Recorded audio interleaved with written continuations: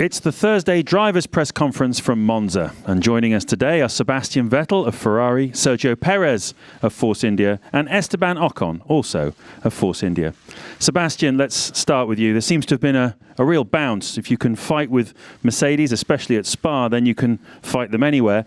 Has the success of the updates you brought to Hungary and Spa given you clear belief as far as the championship is concerned? No, wasn't necessary. I think there was always belief. I think the form we showed in Spa was real, and the speed was there, in particular in the race, which weeks ago on a similar type of track maybe wasn't the case. So that's very positive. Obviously, we had a smoother weekend all around, but still, I think we made improvements on all fronts. So I was very, very happy with the performance last week. Sergio, coming to you, your battle with Esteban obviously has been one of the stories, one of the talking points of the season. Things started to get a little tricky in Canada, then obviously in Baku there was a collision, a little bit of contact in Budapest, and then obviously we had Spa last weekend. Why have things escalated, and what's your side of the story? I went to Esteban's room and I had a talk with him. We basically said, the engineers have their view. There's pointless going again through each of the incidents because everyone has their point to say. So let's just move on together. Let's forget the past and go forwards together. I believe that a new relationship can start from now on, and I really hope that from now on we can be working as a team and we can put the interest of the team first, and we both came to that agreement, and was quite simple. What has happened before has happened. Now we can't change what happened before. We have to move forward. As Sergio was saying, we had a talk this morning together, just us two, and it is time that we forget all that we work hardly for the team, and that's what it's important. That's what they deserve as well, that we behave as professionals, and we want to keep challenging the others, keep pushing them, and we have to keep that fourth place until the end.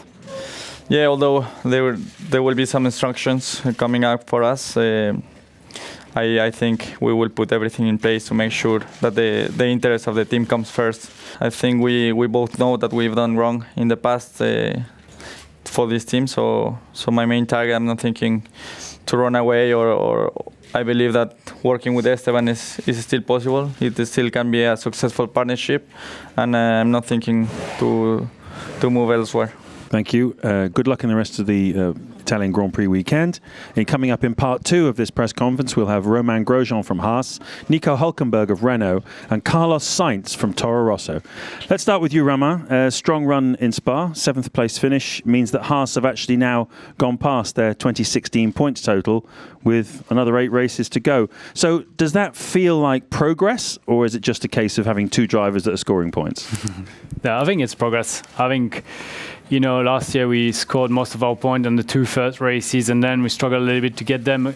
But this year we've been a bit more consistent. We still need to improve that aspect, clearly, because there are a few races where we're fighting at the front, like Austria or Belgium. But some of the races, like Budapest, where we're very struggling. So it's all part of the learning curve, only a year and a half experience. But I think, we are much stronger in year 2 than we were in year 1.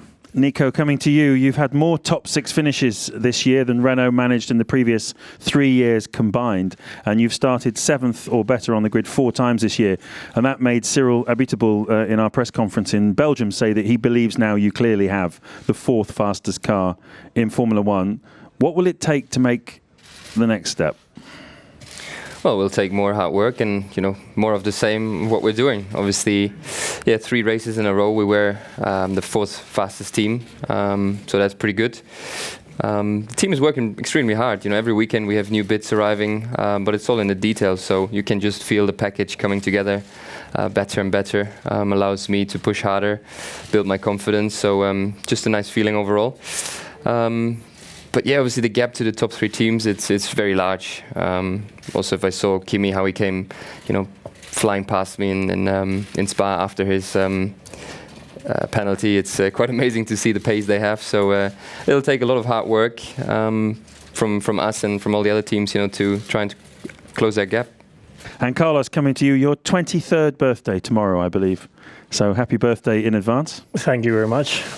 You've scored points in every Grand Prix you've finished this season, and you reached 100 career points with Toro Rosso, which makes you, in points terms, Toro Rosso's most successful driver ever.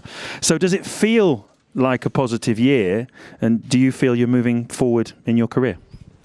Yeah, many nice statistics coming together there. Thanks for the info. I didn't really know, but I think we've had quite a successful year for us. We've been pushing hard all year to get into the points, and the result of that is that whenever we finish in the points. No, so hopefully we can keep that statistic going. I think the team can be extremely proud of that, and we will push hard to continue like that.